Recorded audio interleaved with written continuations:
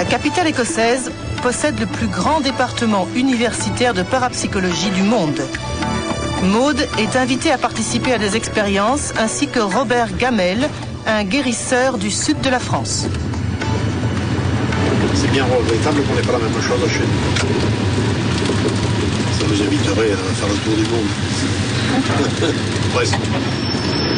Mais la France n'est pas trop dure encore pour ce genre d'études. Mais peut-être qu'en voyant leurs confrères, ça excitera les nôtres. Pourquoi pas? À la tête du département de parapsychologie, le professeur Robert Morris, un psychologue et biologiste américain qui est tombé dans le psy tout petit. Il a 8 ans quand il découvre une drôle de machine fabriquée par ses parents pour tester les capacités paranormales. J'ai demandé à mes parents, est-ce que vraiment nous avons ces capacités? Ils m'ont dit que c'est effectivement ce qu'ils pensaient, mais qu'ils ne savaient pas. Alors j'ai demandé, pourquoi ne savons-nous pas? Parce que la science ne sait pas. Et pourquoi la science ne sait-elle pas? Parce qu'elle ignore ces phénomènes. Ça a toujours été ça ma motivation, pas de prouver ou d'infirmer l'existence de ces capacités, mais de dire à la communauté scientifique que nous devons savoir si elles existent réellement ou pas, parce que cela a des conséquences énormes pour la compréhension de la nature humaine ou du monde qui nous entoure. Pour l'expérience avec Maud, l'équipe du professeur Morris va utiliser un protocole classique de la parapsychologie scientifique. Baptisé Ganzfeld, c'est une technique de relaxation qui coupe le sujet de son environnement sensoriel grâce à des écouteurs diffusant ce qu'on appelle un bruit blanc et une lumière infrarouge. L'ordinateur du laboratoire sélectionne au hasard la cible que Maud doit décrire. Un vidéoclip choisi parmi 100 et diffusé en boucle pendant 20 minutes dans une 3e pièce. Quant à celui qui mène l'expérience, il est aveugle, c'est-à-dire qu'il ne connaît pas la cible. Notre but avec cette technique, c'est de produire un état modifié de conscience, très léger, pas comme celui que provoque l'absorption d'une drogue. C'est un peu l'état dans lequel nous sommes juste avant de nous endormir. Ce que l'on appelle l'état hypnagogique, c'est un état où nous sommes très détendus et où nous avons souvent un afflux d'images mentales très vivantes. J'ai vraiment une... C'est drôle, j'ai pas que ce soit la sensation physique de la lampe sur la tête, mais j'ai vraiment une sensation de chaleur là, entre les deux yeux. Comme si une tête me regardait avec un regard extrêmement perçant. Je pense à ces statues qui représentent le 3e œil.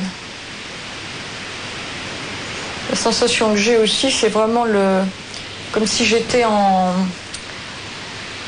comme si je regardais, comme si j'étais au pied de la tour Eiffel par exemple, et que je regarde très haut comme ça en levant les yeux.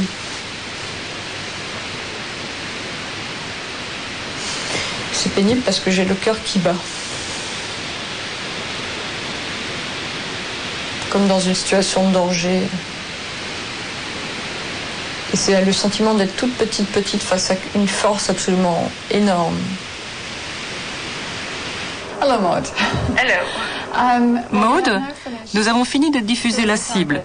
Et maintenant, nous allons passer à ce que nous appelons la période de jugement. What will happen is that pour cela, je vais envoyer sur ton écran 4 vidéoclips, un par un. Sur les 4 vidéoclips, il y a bien sûr la cible et ce que les scientifiques appellent 3 leurres. Maud doit noter de 1 à 100 chaque film selon son degré de correspondance avec ses images mentales.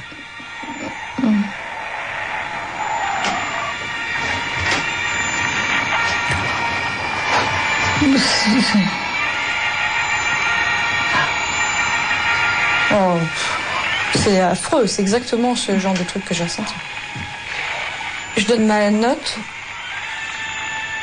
70. 70. 70. Okay. The next clip. Deuxième vidéoclip. Curieusement, Maud hésite. C'est que pendant la session, elle a aussi ressenti des images de ce film. J'ai aussi une certaine sensation de vertige qui serait plutôt grisante. Le genre de vertige qu'on a quand on voit un chamois dans la montagne.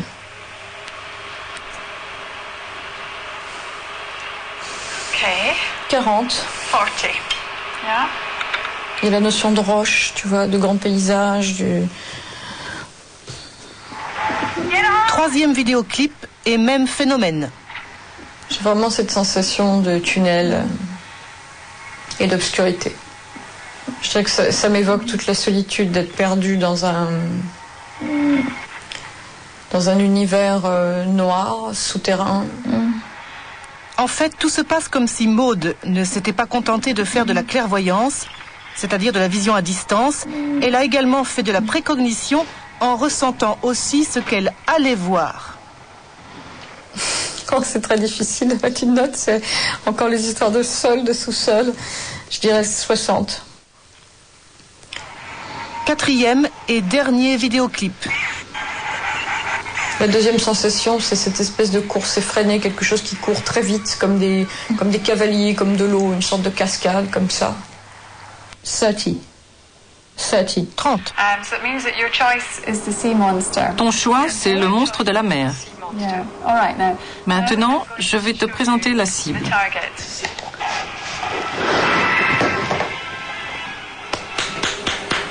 Hello. Well done. Bravo Maud, c'est un succès. Est-ce que c'est la preuve que Maud est un sujet psy? Unfortunately, it's not proof that Maud. Non, malheureusement, ce n'est pas une preuve que Maud a des capacités psy.